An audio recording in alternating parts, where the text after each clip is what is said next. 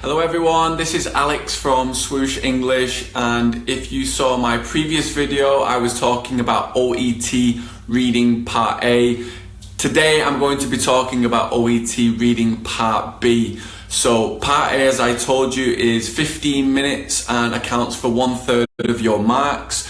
Part B accounts for 45 minutes of the exam, so it's 1 hour in total for reading, and this accounts for 2/3 of your marks, so this is even more important than Part A. Of course, both are important.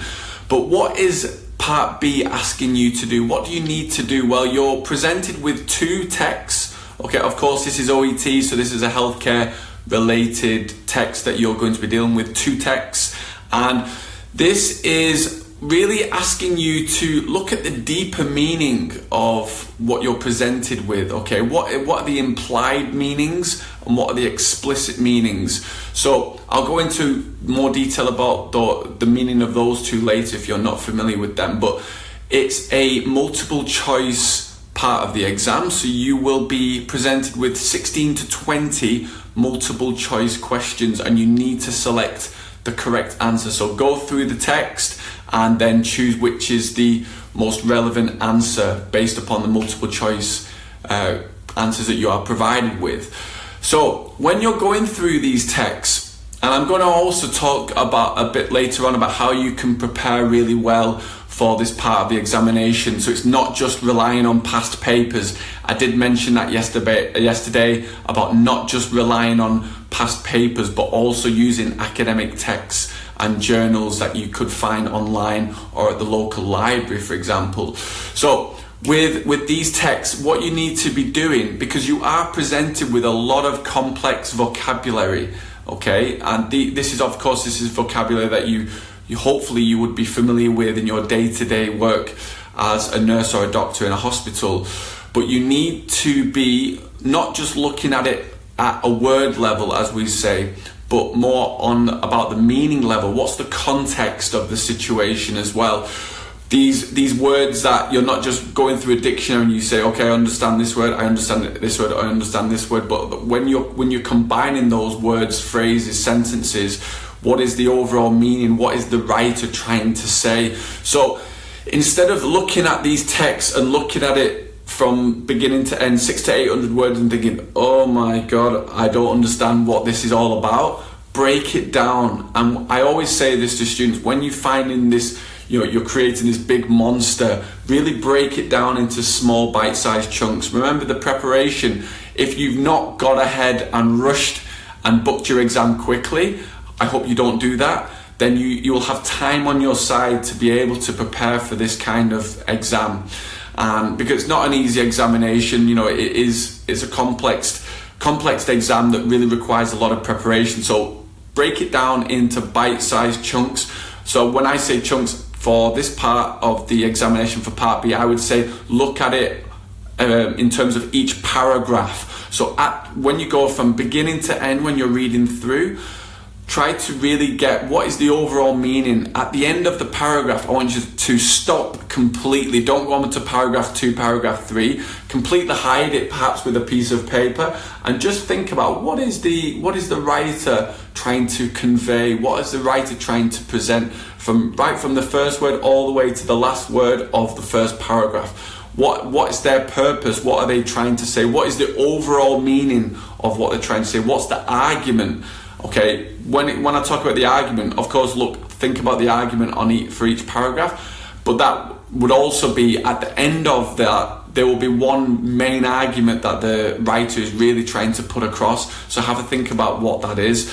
And really what this exam is testing you on is two things: implied meaning and explicit meaning. So when we say implied meaning, it's not really said in black and white in words. So when you're looking for the correct answer, it might not be stated within the words, but the meaning will be there for you. If you understand the whole of the text, okay, the answer will be there, but it might not be said explicitly, okay, it might not be said directly. And obviously explicit meaning would be the words and the phrases, the sentences are there, and you will then be able to see the kind of information you're looking for. Okay, it said there in paragraph 2, for example, I'll now choose the correct answer from the multiple choice.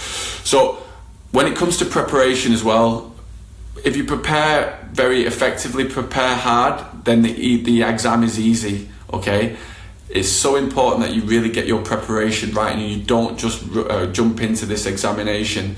And then you could also say the other way around, easy preparation, which means you don't do very much, you don't get an OET teacher to help you, then hard exam. Okay, so remember that, hard preparation, easy exam. Easy preparation, hard exam.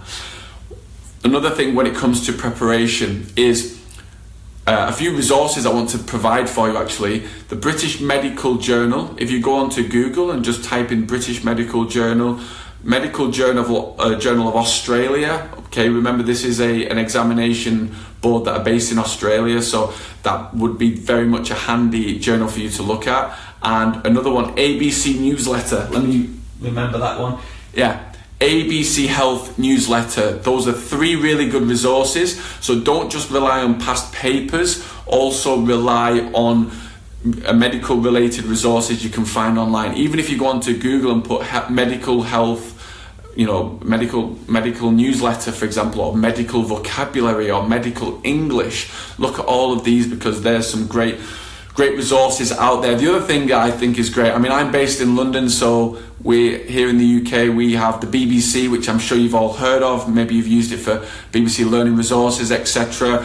Go onto the BBC website and type in health related words, health problems in the UK, for example, or particular diseases, I don't know, meningitis or heart failure, those kinds of words. Have a look and type in those kinds of words and you'll be able to find different kinds of articles that you can go through and practice a lot of the things that I mentioned in the video for part A and also for part B today, to understand the implied and the explicit meaning, the arguments of the writer. What is the writer trying to say? What's the purpose? Use these as your preparation. Hard preparation, easy examination, and don't do it the other way around. If you have any questions about what I've mentioned today, please put them in the chat box. I'll be giving lots more tips about OET and reading, writing, listening and speaking. So if you have any questions, put them in the comment section. Go to our website, swooshenglish.com, if you want more free OET materials. And I look forward to helping you all in a later video, because I want to really be offering as much help and support to doctors and nurses as possible. So thank you very much, everyone, and I look forward to helping you all pass this examination.